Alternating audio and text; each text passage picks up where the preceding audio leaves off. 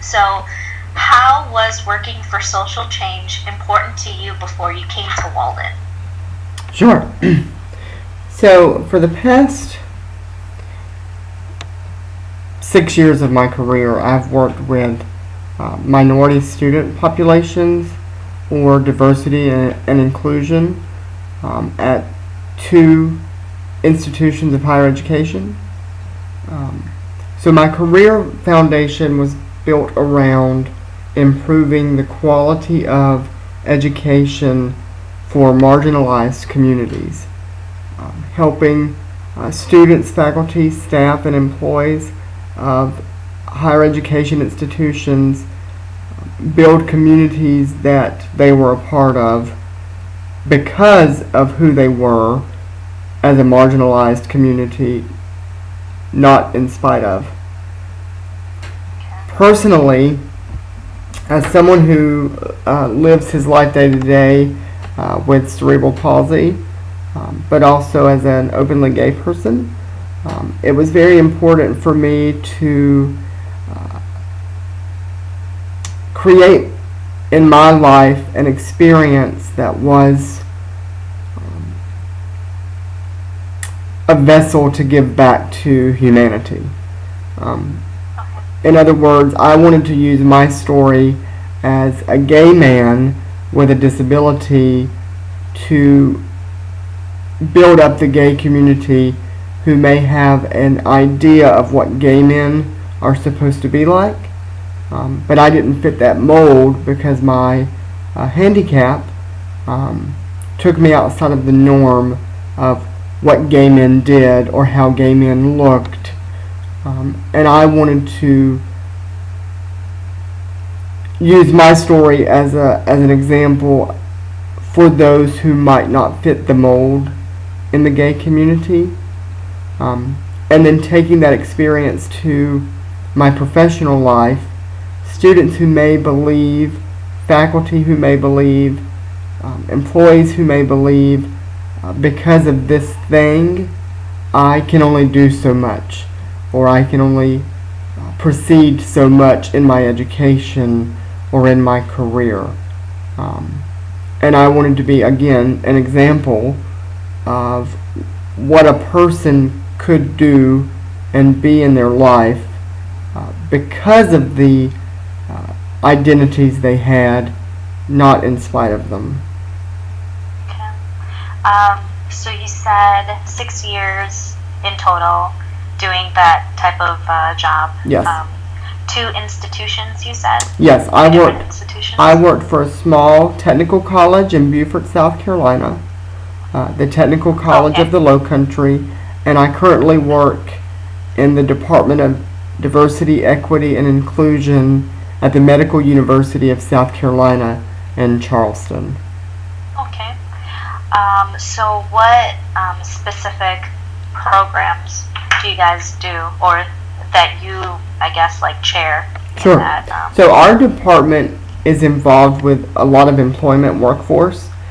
So through our department funnels down equal opportunity employment, affirmative action, Title IX, ADA issues and concerns.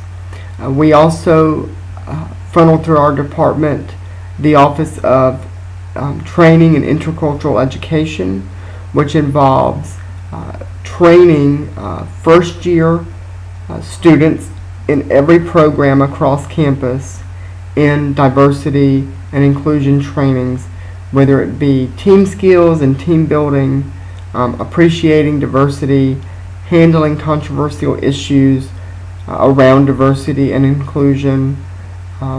We also work with employees to provide diversity trainings as part of our strategic plan. One of the pillar goals of our Imagine 2020 strategic plan is embrace diversity and inclusion. And our office or department is spearheading those efforts with the Office of Diversity and Inclusion at the University Hospital on campus, who also has a Chief Diversity Officer, who is the counterpart to my supervisor, who is the university's Chief Diversity Officer. We also have a third part of our entity that is physician-based and clinical-based. And so part of our task force goes out into the community of Charleston County and other surrounding counties to make sure that our clinics and practicing physicians are also being inclusive in their practices and welcoming patients of diverse backgrounds.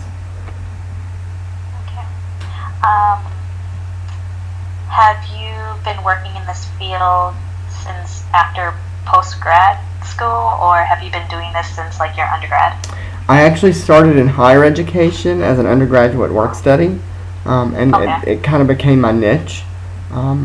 My first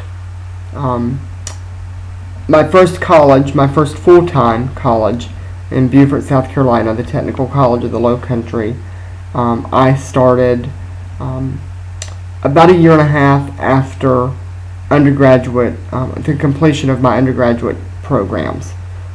So 2011, November 2011. I graduated in May of 2010 with a bachelor's degree in psychology and a bachelor's degree in human services. And then in 2011 of November of that year, I was hired at the Technical College of the Low Country. Was there 4 years working with a predominantly black institution, federal program or grant funded through the U.S. Department of Education, where we worked with undergraduate, traditional and non-traditional African American men earning their associate degrees to help them educationally and holistically as they progressed into the college and moved towards graduation to finish their associate program. It was through that experience that I realized my passion for diversity and inclusion on a broader scale.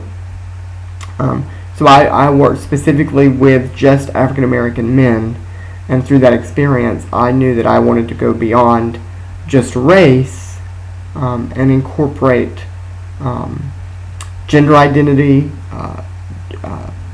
social identity, disability identity, socioeconomic identity, which is why I looked for employment with diversity offices or multicultural offices in higher ed, because it gave a more broader scope.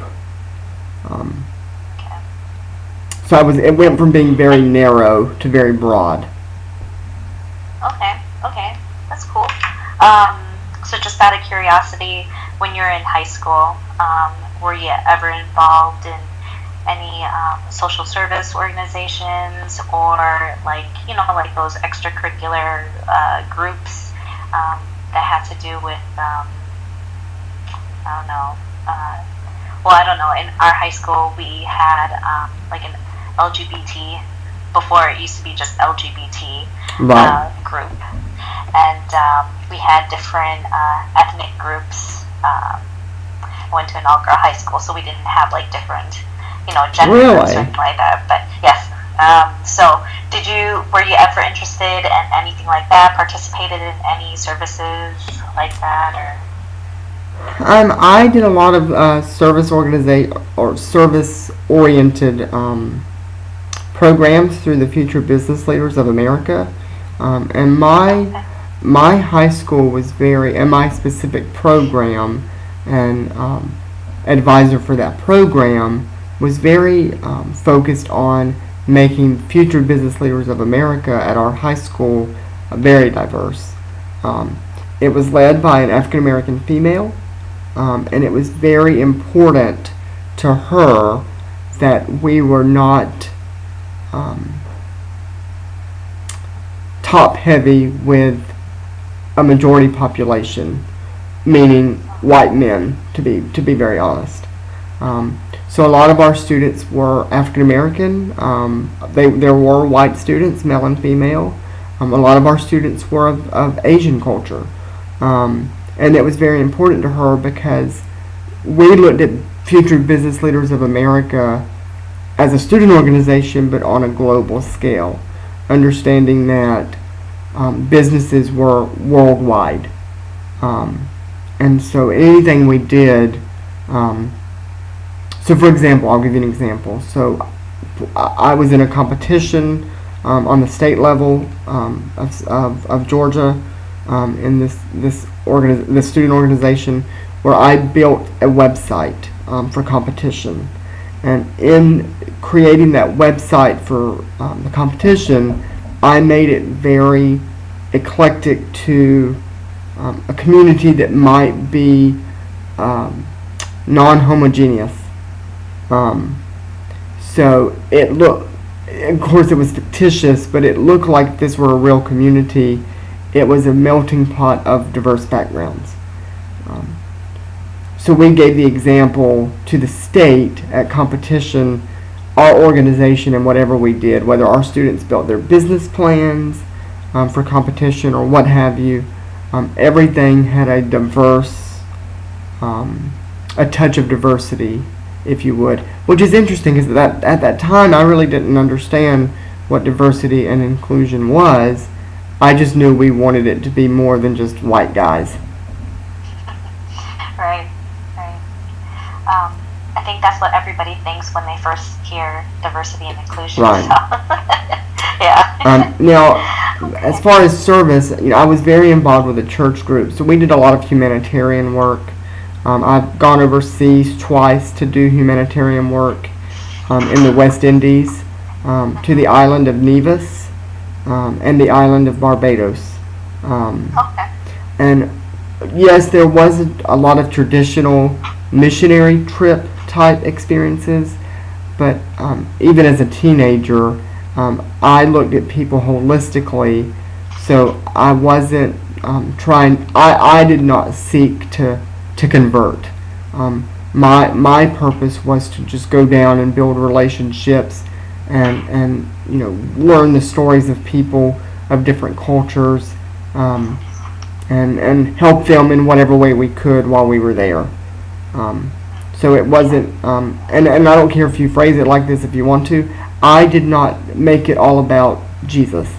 That was not my focus, because I understood that these people in the West Indies, many had different faiths, whether they were Buddhist or Hindu or what have you. My goal was not to convert, it was to assist. And I think that's when I started to realize my passion for global humanitarianism. Okay. That's awesome. Not everybody can say that they've gone overseas, done humanitarian work, all that good stuff. I don't know if that's an answer you need, Jennifer, but No, the more you can give me, the better, Cody, because that means that I have more to code. So. Just make it sound really smart. You're funny. Don't worry, I'll change out words, little words for big words. Thank you. Make me sound like a doctor. Oh, God. Let's see. Okay.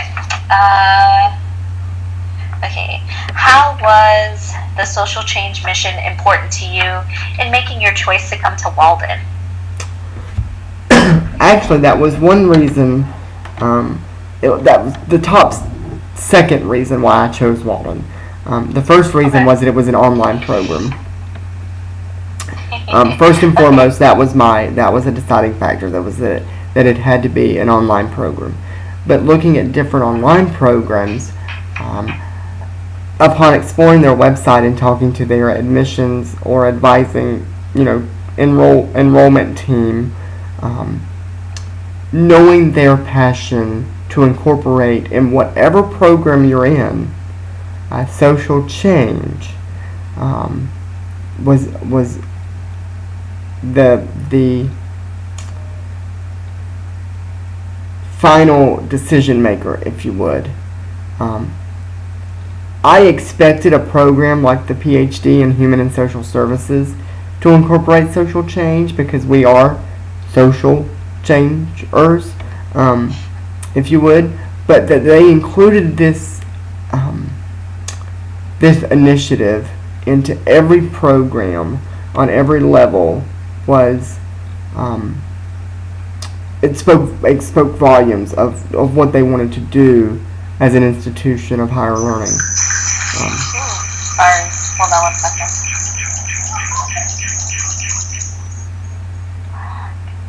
Okay, let's try that again. Sorry. That's okay. Okay. I tried increasing the volume and it made it worse. Okay, never mind. Go ahead, continue. Sorry. And I haven't explored other programs, Jennifer, but I am glad that the leadership of Walden has said in the changing times of our culture on a global scale, because we incorporate students from around the world into our classrooms, we welcome them freely. It is important. It seems to be important to the leadership that social change is an intricate part of the classroom in every program, and as it should be, because we do have students on a global scale. We often forget not every one of our classmates in our classes are from the United States, and you can look at names in a classroom on a roster and realize you have students from other countries, and I think for an institution to recruit and try to retain students from around the world, it's important and it's vital and essential that we incorporate social change and social justice into the work that we're doing in whatever program we're a part of. So yeah, that sold me on Walden. Awesome. Yeah, I have to tell you just a little side note or a little story. So this last this last residency that I went to, the one in San Diego. So jealous. It was nice. I mean, but you know how it is. You don't really have too much time to go out and stuff like that. But I mean, the weather was nice, and just being able to go out for dinner and all that stuff was very nice. So I don't know if you knew, I had the opportunity of bringing my husband with me. Oh, nice. Yeah. So my mom actually came here. She watched the kids for, I think it was like 5 days or something, however many days it is. And we both went, and because we haven't gone anywhere together, just the two of us, since we first got married, right? So the first comment out of his mouth, because he went with me, like that first day of school, first grader the parent dropping off their child at school kind of a feeling. So he definitely wanted to be a part of it, and I told him, you really don't have to drop me off. And we were staying at the hotel where the residency was at, and he was like, no, I want to go with you. And I'm like, okay, sure. So first thing he says out of his mouth when he looks around, and he's a talkative person, he mingles and stuff, I mean, I swear. So, and he's supposed to be an introvert. So, but anyways, he tells me, wow. He actually said, wow. Do you know what the school stands for? And I'm like, I don't know what you're trying to tell me, but I kind of think, are you talking about like the diversity and all that stuff? And he's like, well, look around you. You are in the right place. Because the thing is, the school that I went to as an undergrad, the school that I went to grad school, and for my second master's, even though it's in Chicago, and Chicago's supposed to be, a somewhat diverse place, right? You would think. When you look around, especially in those in higher education, I mean, what do you usually see? It's dominated by white men. Exactly. So, and even the professors are all white males, predominantly. So, it was just, I thought it was kind of funny, and then you just talking about that made me think back to him going, wow, like, look around you and stuff. Like, I know. Walden is, on that aspect of social change and being inclusive, on a global scale, Walden is doing a really, really good job. Yeah, yeah, they are. They are really finding people from all sorts of places. What? How did you even get here? I thought I locked the door. I locked myself in the office, or so I thought. I locked the door. Oh, gosh. Hello. What? You say hi. Hold on. Oh, hold on. Hold on.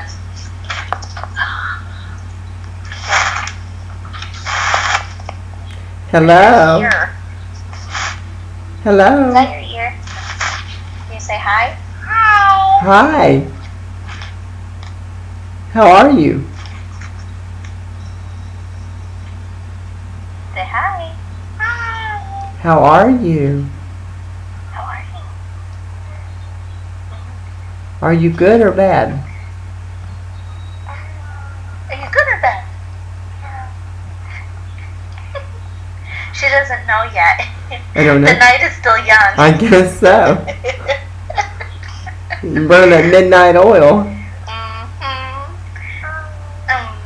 How come you're not watching a movie with Noah in the middle? There was a reason why I put Netflix on. I got them a case of Oreo cookies and set them all up and stuff over there in the living room. Told them to leave me alone for about an hour. Mom has homework. Okay, can you go play? You're gonna hold it. No, how about you go play?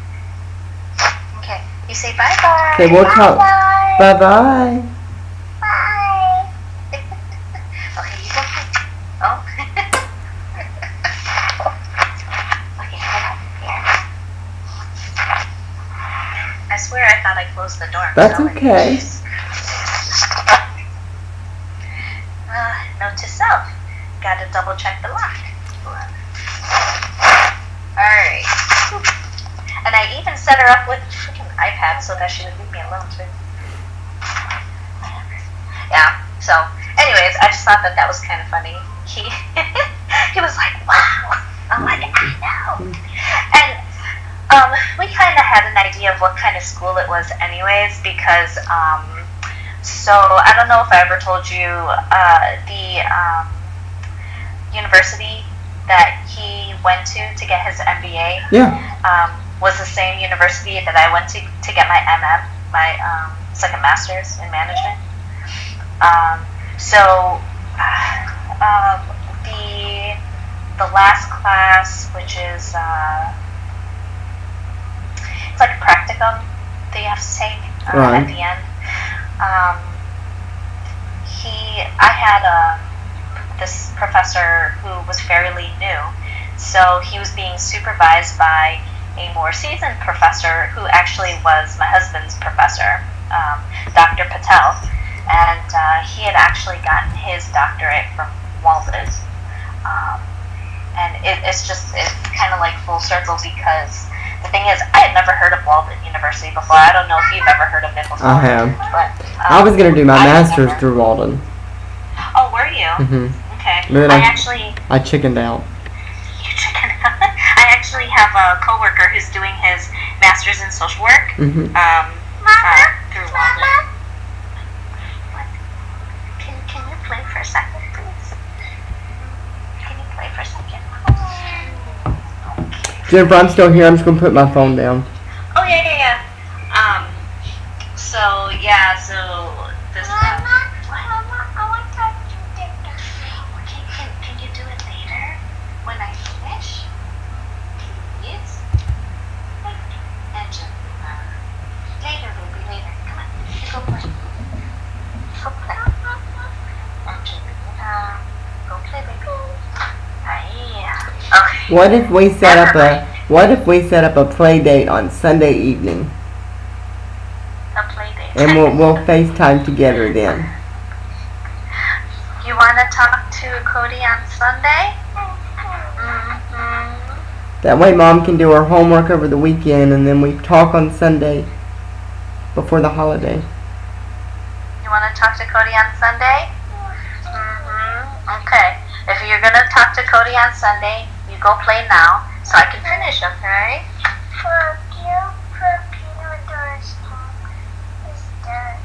My computer? I know, it's jacked up. What can I say?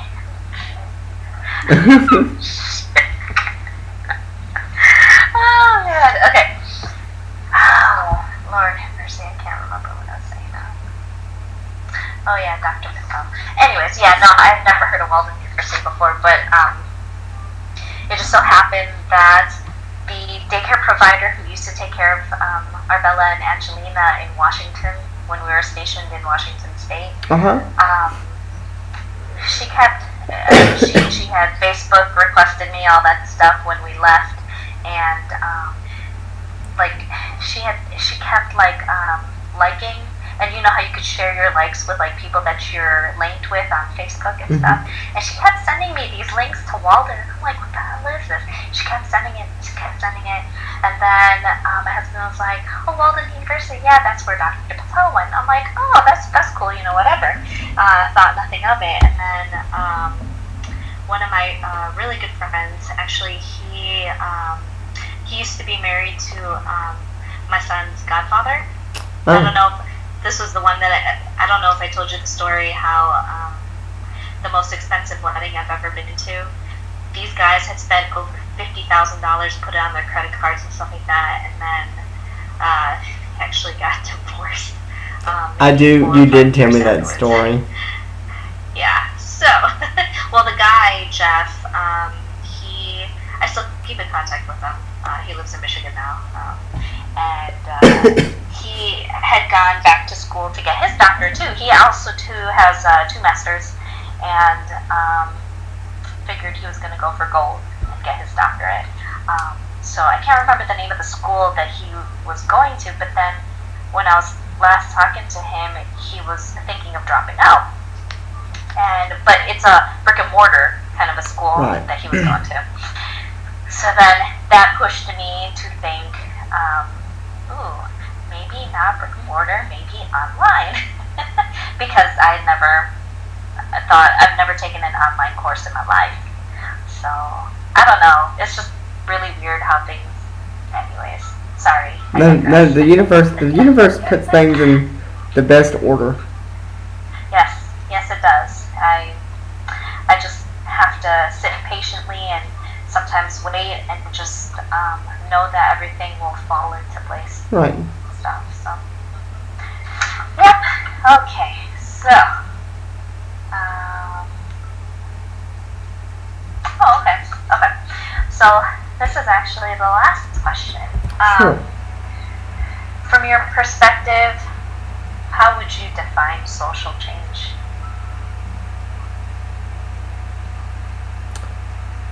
Oh, goodness. So, just an FYI, this will actually help you with when you take your qualitative research class, because you're going to have to write a few papers on the definition of what your definition of social change is. Okay. So, just an FYI. Oh gosh, I may have to type this one out, Jennifer. In a nutshell, I think my definition of social change would be creating a global community where we embrace differences, connect around those differences, and build upon those differences. So my biggest fear is that we get to a point where we say we don't need diversity and inclusion anymore. That we all just get along. That is my biggest fear, because I do want the world to get along. I do, I'm a champion for world peace. But I don't want that to become, we're just here and you're you and I'm me and that's all that matters. I want us to be I'm me, and this is what me is, and you are you, and this is what you is, and it becomes an essence of our communal being that we embrace those differences and build communities around those differences. Right now, we're building wars and hate around differences. We're not embracing them, and on a global scale. And I want to get to a point where we're building communities around differences. I don't want to ignore the differences. I want to build communities around them. And I think that's when it becomes not even social change, but social equality, really and truly is what the aim is. And that we can become champions for ourselves, that we say, I am a gay man with a disability and I have something to offer to the African American community for those young men who are afraid to come out of the closet. Or I am a military wife who has something to offer to single mothers, because although I have a husband, I know what it's like to be alone with my children for long periods of time. So I'm not a single mother, but I can identify with the challenges that single mothers might face because of my experiences of being married to a husband who may have been deployed for 2 years. So does that make sense, that you're taking your differences and your individuality and you're impacting a community that you're not a part of, but your experience in your own community is a tool to aid in someone else's community? No, that makes sense. Unfortunately, I don't think you have anything to worry about. I don't think that will, at least in our lifetime or the lifetime of our kids, will ever get to that point, unfortunately, of, I think you're talking about like social inclusion and all that stuff, right? We have a lot of work to do. No, you're right, and I think the challenge and the work is only going to get harder. To be very honest with you and very transparent with you, Jennifer, I think eventually the idea of diversity, equity, and inclusion is actually going to fade away. I think eventually it will not exist. There are reasons why I believe that. I think eventually, and I can't, I don't know that it's going to be the white population or white men, I don't know. But I think eventually societies and civilizations are going to cave in on themselves, and we're going to start all over. Yeah. I think, right, this sounds so bad, but I really think the work that we do in our lines of work of social services and human services, we're only postponing what's the word I'm looking for? We're postponing imploding on ourselves. We're kind of, the horses are taking off towards implosion, and we're pulling back the reins. But eventually the reins are going to stop. The reins are going to break. That sounds awful. It sounds like what we're doing for nothing. But I think we're doing good. I think preventing the world from imploding on itself for a little while is a good thing. But I think eventually it will happen. So what I think that's going to happen is usually some big disastrous catastrophe of sorts has to happen in order for people to come together in some, to like find solace with one another. Right. And then only in that time people forget that, hey, I'm, here, seeing a black, black man or whatever, Right. coming from a white person or whatever. So anyways, because there's a lot of talk about, there's always been talk about the world ending and stuff. Sure. But I can't remember his name. That I'm sure he's like some kind of scientist or whatever. The one who talks through that like recording thing. I forget his name. My husband knows. Oh, I know who you're talking there was about. There was a movie that was made. There was like some. Oh, it's gonna come to me and I'll tell you. Okay. So my husband and my son like to watch documentaries, shows about the sky. Stephen Hawking. Which, yes, thank you. I can't believe I forgot his name because they're always watching stuff about him, and they're always watching these. Or like Stephen science. Hawking. I'm sorry, Hawking. Stephen Hawking, yeah. So, anyways, his theory is that we're gonna die one of two ways, or if we don't do something about it. So, theory number one is that the gravitational pull of the Earth, we're gonna go towards the sun. Mm-hmm. Okay, or the sun is gonna explode because it's a star and it's bound. It's gases. As you can see, I'm not very. All stars burn out. Right. And they're talking about within 100 years, one of two things is going to happen. Either that, or we're going to get pulled in by gravity or something like that.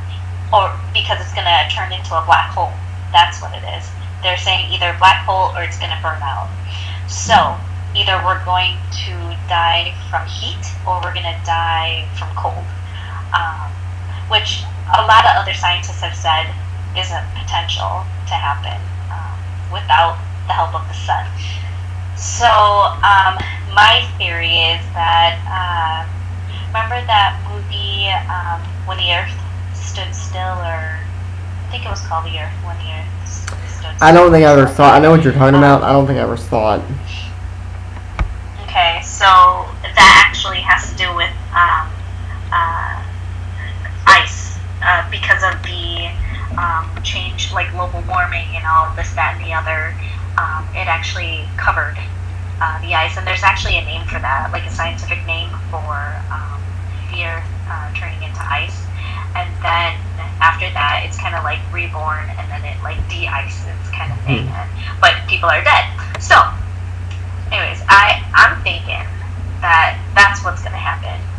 Like that's my thinking. Like some catastrophic event is going to happen, and we're all gonna somehow gather, and that's how we're going to be able to, I don't know, start new and stuff. Right. It's almost like it's almost like the movie I Am Legend. Oh yeah. With Will Smith. Yeah. So I'm going to give you an example of something you said earlier. You made a comment that, some big catastrophe or an event has to happen to bring people together. Yep. So you're very true. You're very right. But I'm going to give you an example, 2 examples. So we both know about 9/11. Yeah. And for I'd say 6 months, the spirit of America changed. For about 6 months, that we all in some way were united with this vision of we're gonna combat terrorism, and then eventually that subsided. People remember 9/11. It's amazing that it's now taught in history classes. It's in history books, and now it's almost like nothing. It didn't happen, and we're back to hating each other, and prime example. This was the second example. So today was the anniversary of the earthquake in Haiti. Oh right. Was it 10 years ago? I believe so. 10, I think so. 10 years ago, okay. That for that community, for that country, and even America, the Red Cross, on a small global scale, we united as a world around Haiti. Maybe not the entire world, but we united around Haiti. 10 years later, you've got a world leader making comments about Haiti. Oh, yeah. So even when we experience catastrophic events and occurrences, we eventually, that's when the reins are pulled back and we stop the horses from moving forward. But eventually the horses pick up speed again, and we're back where we left off. Right. That's true. That's what true. it's that cycle that I think prevents us from achieving true, complete social change. We're not going to be there. We're never going to get to that point. So do you think that like diversity and inclusion programs are going to fade away because of losing funding, or that leadership is not going to think that it's important anymore? I think, and I don't even know if it's leadership. I think the people, the community. So, for example, my institution, MUSC, we have diversity and inclusion on the university side and the hospital side. Not anytime soon, but I say in 20 years, the community is gonna evolve, and people who are there today are not going to be there in 20 years, and I think for a new population, it's not going to matter. That's not going to be an important vision of a strategic plan, if you will. Eventually it will fade away because the people, not just the leadership, but the people no longer find its value. Okay. See, and I think that it starts with the leadership. They're the ones with, no matter how much we fight it or whatever, there's something inside us that still gravitates towards some kind of like authoritative figure. Oh, Jesus. Hi.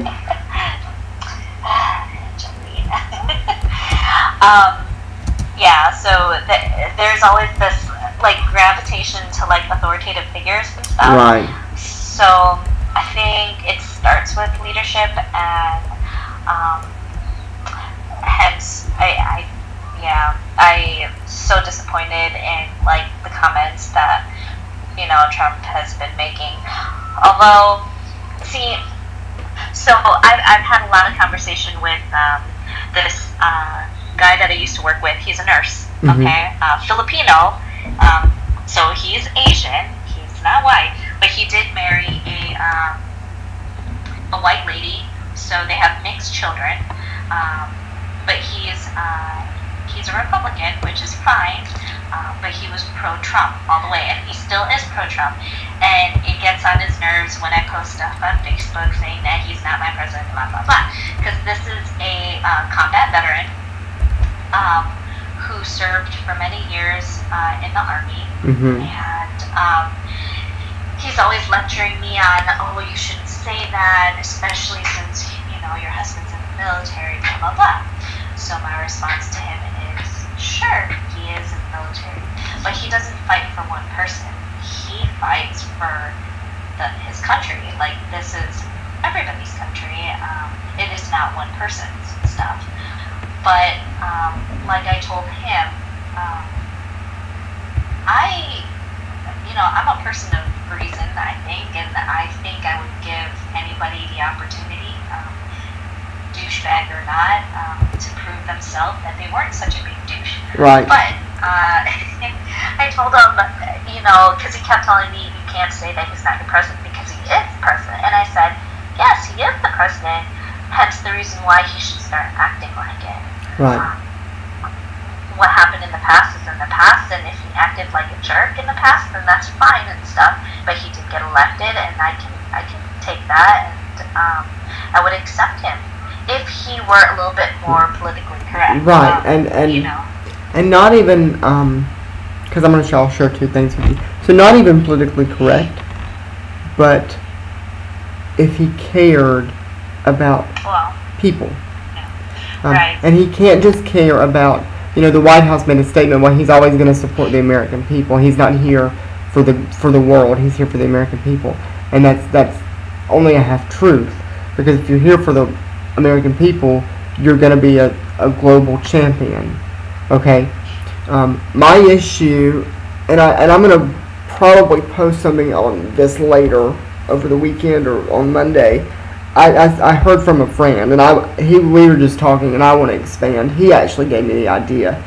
He said his whole issue with the Haitian comments are not the phrase shithole. These shithole countries. My friend said, because I grew up in a poor community, it was a shithole. I'm not ashamed of that. It is what it is. And you can look at Haiti, especially those parts of the Haitian communities that were impacted by the earthquake 10 years ago. They live in a shithole. His issue with 45's comment was, why do we want these people here? That discredits the entire vision of the American dream on a global scale. We want these people here because they live in a shithole. That's why we want them here. Because we should want better for global citizens than what they have. President Trump says, well, we need more Norwegians. Okay. Well, let's do some research, okay? I'm gonna Google something real quick. Okay. Average of murders per year in Norway.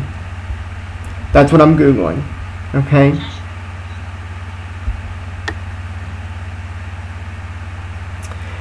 I'm going to read you what it says, Jennifer. And this is not an act, because this is from the first that I'm looking at is Wikipedia, okay? That's not good. We can look at some more statistics later. But in 2014, Norway had a murder rate of 0.56 per 100,000 population. There were a total of 29 murders. A total of 29 murders in Norway. Now, let's do in Haiti, okay?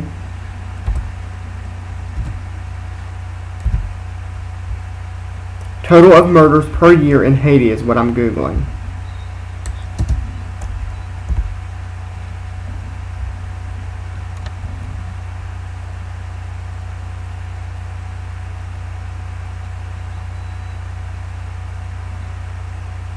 Let's see.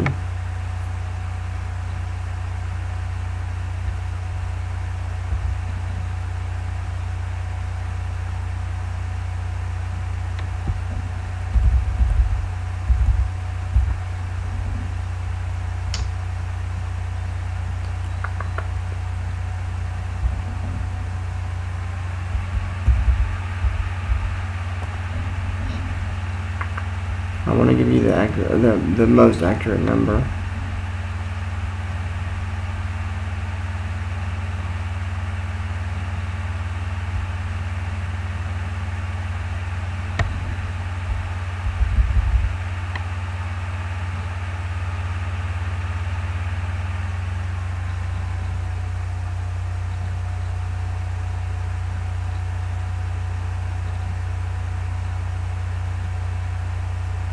Okay, in Haiti, the documented number in 1 year was 1,033 versus Norway's 29. Okay, and I'll do some more research. I'm just talking now. My point is, 29 murders versus 1,300. Why would Norwegians want to come to the United States? Well, that's what they were saying. They were saying, why would they want to come here when they have free health care, something about, is it maternity leave? Isn't it kind of like Canada, where, or Europe, where maternity leave is paid, and I think they have leave for like a year or something like that. They have all these different types of benefits and stuff. Right. But what's curious to know is what's driving that difference. I think maybe it's because of the differences in economic classes and stuff, right? I don't really know too much about Norway, so I don't know. And please understand, I wasn't agreeing with the president saying yes, Haiti is a shithole. My concern is, why would we not want people here? Right. Well, it's the same thing as his argument with like Mexicans coming and stuff, and trying to get rid of immigrants who came here illegally.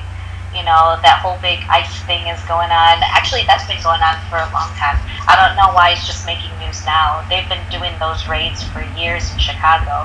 I can tell you places where I've seen them do the raids and stuff, and people being scared, you know. For them to think that this is something new and stuff, no, this has been going on for a long time. Right. I mean, I don't know. My husband keeps saying that he still believes that this guy's going to get impeached, and I'm like, no, I don't think so, because I think if you were going to get impeached, I think they would have already started some kind of process or something by now. Right. I think he's going to make his full term stuff, so I don't know. Well, here's the problem with impeachment. He could be impeached. President Clinton was impeached. Yeah, that's true. He wasn't removed from office. Right. That's the problem. Well, and then the other thing is, if he is removed from office by some miracle, who the heck is that VP? I know nothing about him. He wants to send me to a gay conversion camp. Sorry. I know that much. What actually, you know what? What do you mean? What do you mean?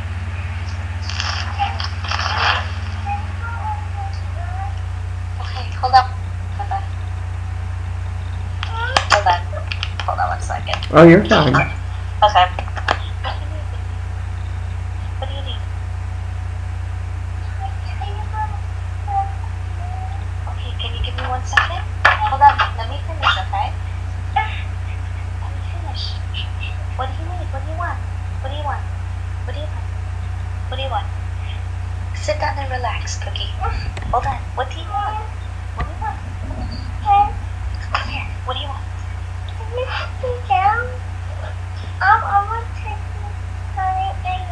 Okay, tell me my ear.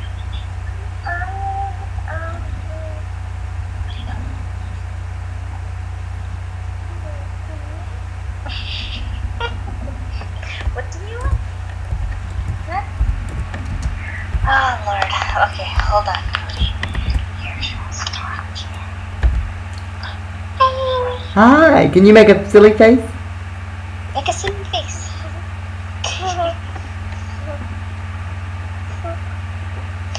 So, Cody, where's your nose? Where's your nose? Where's your nose? Come on. You're so silly. I think you just like looking at yourself. Oh, is that it? We got a little diva on our hands. Oh my goodness. Oh my goodness. Hey, Jennifer. Did I answer your last question? Because if I did, I'll stop the video. You did.